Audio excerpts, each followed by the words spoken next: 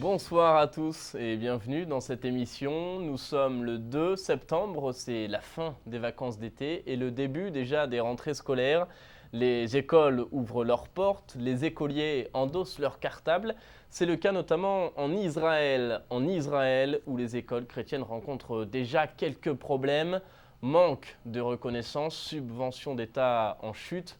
Bref, ces écoles sont ainsi menacées de fermeture, comme nous le montre ce reportage réalisé par la Custodie de Terre Sainte.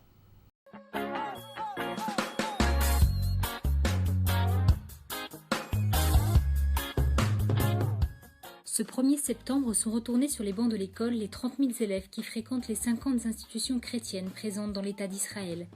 Ces établissements acceptent les enfants de la maternelle au lycée, quelle que soit leur appartenance religieuse.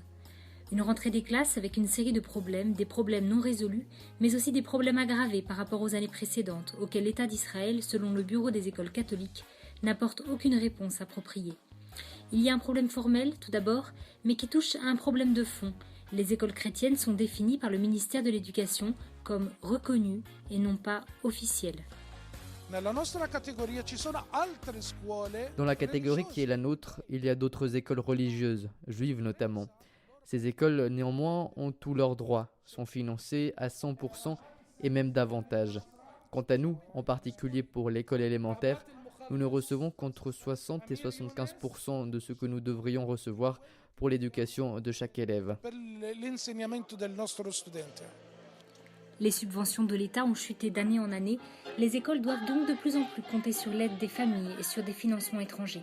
L'enfant est notre objectif. Les familles souffrent, surtout avec la situation économique actuelle. Pensez aux parents qui ont 2, 3 ou 4 enfants dans nos écoles et qui doivent assumer les frais de scolarité. Une somme astronomique. Pourquoi ces familles ne jouissent-elles pas des mêmes aides du gouvernement que celles dont les enfants sont dans d'autres écoles ?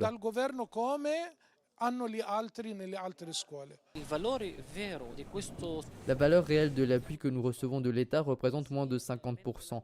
L'Église ne peut pas continuer avec une telle politique. À l'avenir, l'Église pourrait être amenée à fermer ses écoles.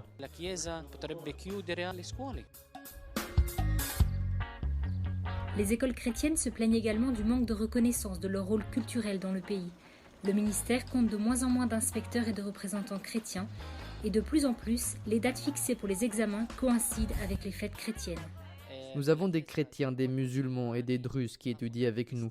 L'Église a fondé ces écoles il y a 400 ans.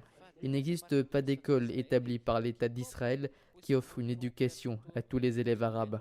Nous sommes une minorité en Israël, 2%. Pour préserver notre identité et l'héritage chrétien en Terre Sainte, nous devons préserver l'identité de nos élèves afin d'assurer notre présence à l'avenir.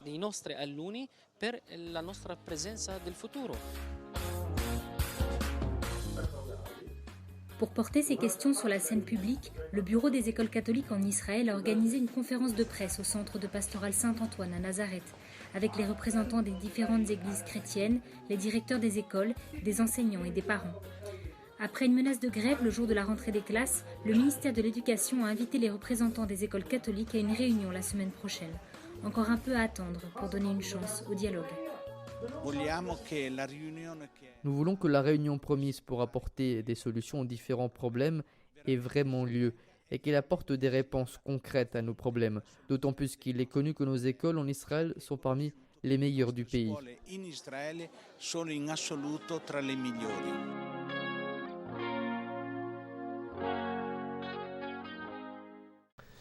Au Canada, à présent, le 14 septembre prochain, une messe pontificale sera célébrée en la basilique Notre-Dame de Québec.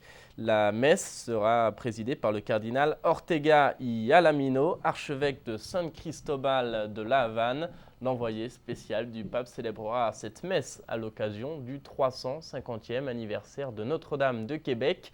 Ce sera à 14 h donc le 14 septembre et la cérémonie sera à suivre évidemment en direct sur Ciel et Lumière. C'est la fin de cette émission. Merci d'avoir été avec nous. Je vous souhaite à tous une très belle soirée. À demain.